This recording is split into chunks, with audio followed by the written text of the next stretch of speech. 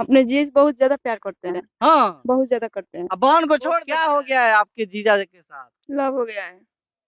आपको प्यार हो गया है जीजा से? जी। अभी ये सब चलते बा, जीजा के सारिन से होता, भवे के भसुर से होता, देखिए देवर के। सोशल मीडिया पे आजकल एक गाना ट्रेंड हो रहा है कि देवर के साथ है रहबू की पति के साथ। वैसे ही हमारे साथ मिश्रा जी हैं जो कॉमेडी बनाते हैं और इनको इनके साली से प्यार हो चुका है।